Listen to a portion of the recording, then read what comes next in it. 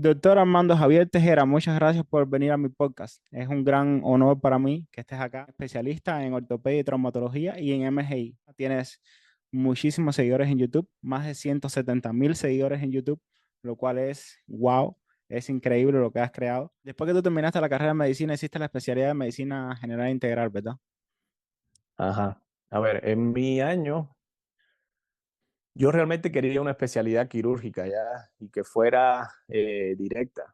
que la especialidad pudiera yo salir de la carrera de medicina a los 6 años y poder entrar directamente a la especialidad quirúrgica, porque las quirúrgicas generalmente son también las más largas.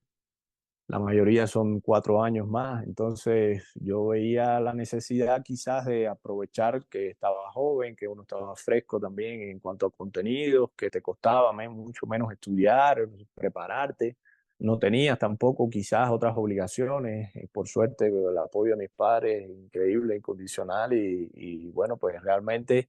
todo eso te permitía en ese entonces poderte rápidamente insertar en una especialidad que de por sí siempre son también demandantes y pasa, como hablamos, mucho más tiempo en el hospital que en tu casa prácticamente, no por gusto se llama residente, ¿no? Pues resides en el hospital. Entonces, en ansias de eso, pues hubiese preferido que fuera directa. ¿Qué pasa? Que en el año mío no vino que especialidades quirúrgicas directas no otorgaron ese tipo de especialidades, quizás solo creo que neurocirugía y ya había un gran amigo que la quería y sabíamos de que también había sido alumno ayudante y era apasionado de esa especialidad y no íbamos, por supuesto, a interponernos en ese sentido. Y entonces sí vino una posibilidad en ese momento, el Ministerio de Salud Pública emite una resolución 246, si más no recuerdo, era la resolución en la que podías estudiar medicina general integral, hacer la especialidad de medicina general integral y hacer ortopedia y traumatología al mismo tiempo. De manera tal de que tú de lunes a jueves trabajabas en un área de salud. En el caso mío, tenía que hacerlo en difícil acceso, en una zona intrincada. Entonces, cuando vienes a ver, pues todo eso implicaba de que yo de lunes a jueves trabajaba en un consultorio, en una comunidad de difícil acceso, en Marroquín, allá en Florencia. La población espectacular y bien bonita conmigo en todos los sentidos y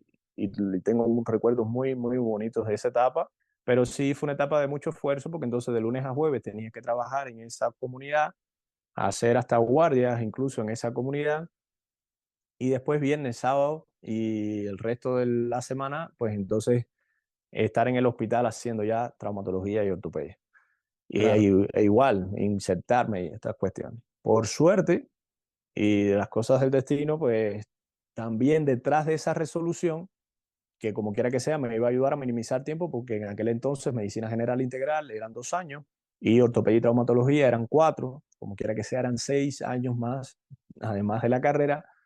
pues automáticamente después sale otra resolución de que si tú ibas venciendo las habilidades y las exigencias que tenían los programas de formación antes de tiempo y la universidad consideraba de que estabas en condiciones de poder adelantar incluso la especialidad, pues podías adelantar la especialidad y como que graduarte un poco antes, tenías que hacer todos los exámenes antes, cumplir con todas las habilidades antes. Entonces eso me permitió que me presenté antes al examen de especialista de medicina general integral que lo que normalmente me correspondía. Y entonces pude adelantar un poco ahí por la parte de medicina general integral y no que no me costara 2 años, que me costara uno nada más. Y en caso de traumatología y ortopedia, pues entonces igual, ya como llevaba un año vinculándome con el servicio, cuando llego al servicio me dicen, bueno, pero yo creo que ya tienes las habilidades para hacer el examen de primer año y aunque no hayas cursado completamente el primer año, entonces si te crees en condiciones, pues puedes presentarte. Igual nos pasó con el cuarto año porque nos esforzamos muchísimo, mi compañero y yo, que éramos los dos de ese mismo año, el doctor José Luis Calvera, que también es un hermano. Entonces, cuando vienes a ver, nos esforzamos ahí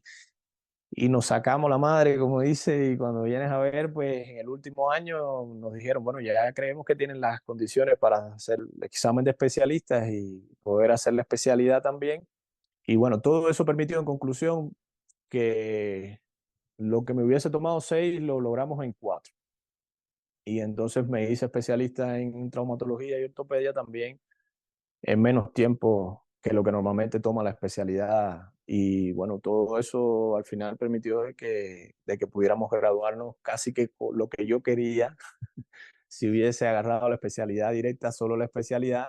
con la diferencia de que, bueno, me permitió entonces hacer dos especialidades en una en el mismo tiempo en que hubiese hecho una quirúrgica y entonces salir con un mayor bagaje, porque la verdad es de que la medicina general integral también y esas experiencias que tuve en una zona de difícil acceso, donde prácticamente recién graduado tú eras el único médico, donde te agarraba una guardia en la noche y, y al inicio ni siquiera había buena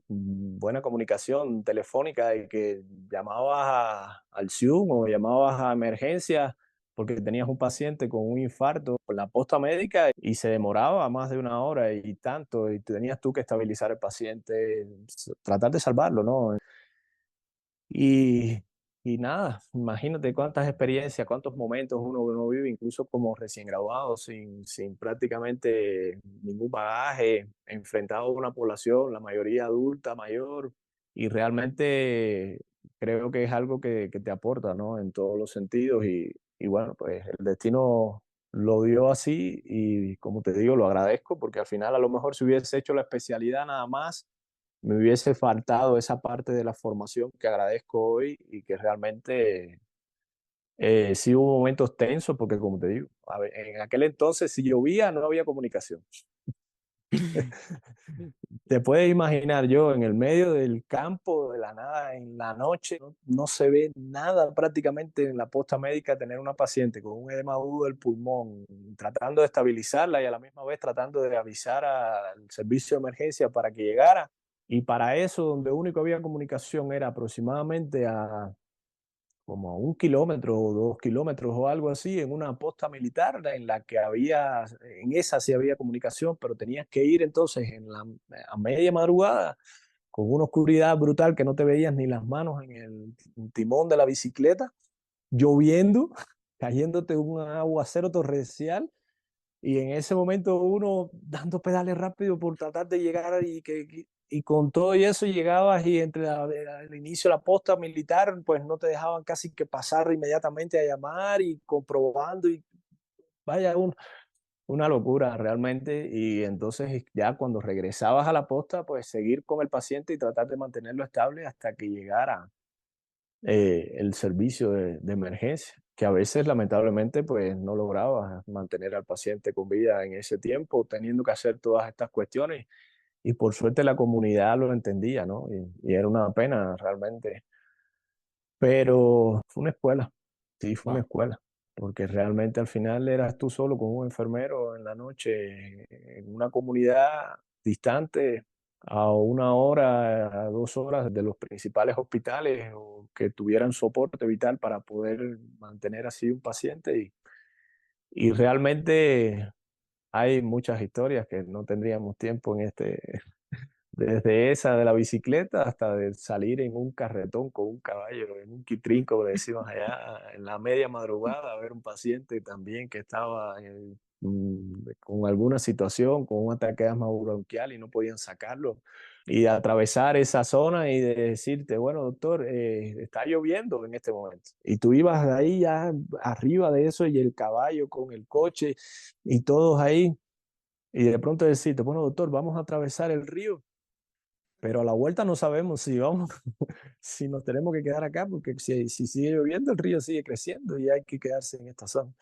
Y cosas que te pasaban que no te puedo describir y que uno quizás en desconocimiento, pues tampoco, porque al final ahí te vas dando cuenta de que no conoces mucho del campo, de las situaciones. Te prestaban un caballo para ir de casa en casa porque quedaban distantes a veces en la comunidad a hacer terreno y a visitar a las familias y hacer promoción de salud y ayudarlos en ese sentido, porque habían algunos pacientes adultos mayores, como te digo, que no podían incluso traerlos a tu consultorio. Y de pronto darte cuenta que, no sé, que tú te creías que el caballo era una bicicleta, que tú te montabas en el caballo, ibas a todos los lugares y de pronto pues tú amarrabas al caballo tan fuerte a los postes que habían en la cerca hasta con miedo de que te robaran el caballo, qué sé yo, algo así, que el caballo, el pobre, se pasaba el día entero llevándote a todos los lugares y no le dabas ni Ni el agua. largo no le dabas ni el largo en la soga para que el caballo comiera. durante todo el día cuando venía a ver el caballo. Tú llegabas hecho pedazos y el caballo llegaba peor que tú. Y el mismo que te prestó el caballo, el mismo señor te decía, pero ven acá, doctor, y, bueno, que usted, ¿hasta dónde fue usted? Sí. Y yo le decía, bueno, yo fui a tal finca, a tal lugar y esto. Y sí, es verdad que cuando venías a ver recorrías, no sé, 5 o 10 kilómetros en esa historia. Pero el Señor te decía, pero si yo voy de aquí a la otra provincia, a Santi Espíritu, por ahí, por la frontera, por todas estas cosas, y regreso y el caballo no llega como usted me lo entrega.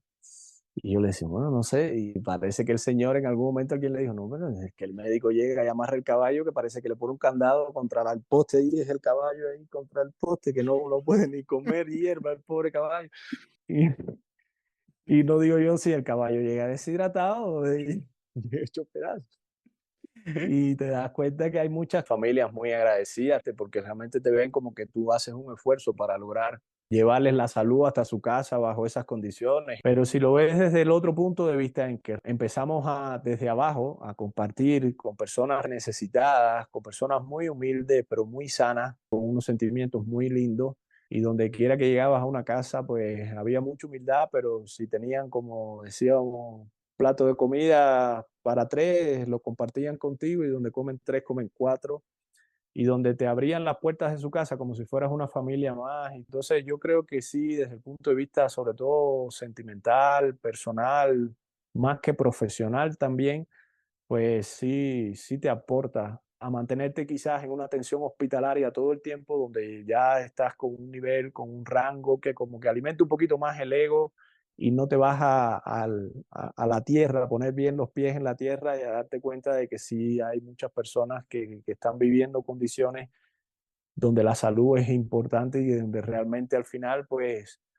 tú juegas un papel fundamental, ¿no? Y ahora que tú estás fuera de Cuba, ¿qué tú crees de la educación que recibiste en Cuba? Desde la estudiar medicina a la especialidad. Lo bueno, lo malo, ¿qué tú crees en general? Ya, bueno, realmente estaba la educación clásica de la medicina dividida por las carreras básicas y clínicas y los primeros años en las básicas todavía existían pues toda esta división de anatomía, fisiología, embriología, habían laboratorios, se hacían disecciones de cadáveres, veíamos los órganos ahí directamente y hacíamos un grupo de cosas que nos permitió irnos formando desde esa área básica. En el área clínica también existían muchas condiciones, los medios, las medicaciones, los estudios, al menos al nivel que teníamos. Los profesores eran instituciones en esa etapa, tenían un bagaje y una experiencia espectacular y realmente eran súper que reconocidos, no solo a nivel de la provincia, sino a nivel nacional. Entonces, realmente todo eso nos permitió ir creciendo en ese sentido. La preparación que al menos tuvimos en esa etapa sí fue muy buena y en todos los niveles. Después, pues tuve la suerte de, tanto en el servicio mío de ortopedia y traumatología, era un servicio reconocido a nivel nacional, con personas que son instituciones también y que eran libros prácticamente con una experiencia brutal, con algunos convenios y algunas cuestiones que nos permitían que el material, el instrumental y hasta bastante desarrollo eran de las pocas provincias allá donde tenían convenios incluso con el proyecto este de Franco Suizo haciendo puentes y venían profesores con tecnologías innovadoras, artroscopías de diferentes técnicas. Entonces, realmente en ese sentido, yo no me puedo quejar. En el breve tiempo que yo pasé por el servicio de ortopedia, yo recuerdo que en la mañana se reunían todos y discutían temas Ujú. de enfermedades y eso. Eso yo no lo vi en todos los servicios. Eso, el servicio de usted era uno de los pocos que hacía eso. ¿Qué crees de ese método de aprendizaje de esa, que hacían A ver, ustedes? realmente el servicio de nosotros era bastante exigente por esa parte. Y, y bueno, el profesor Ronel Hernández, que era un jefe de servicio, como hablamos, reconocido a nivel nacional e internacional incluso, pues sí tenía una metodología que era exigente, porque realmente era exigente,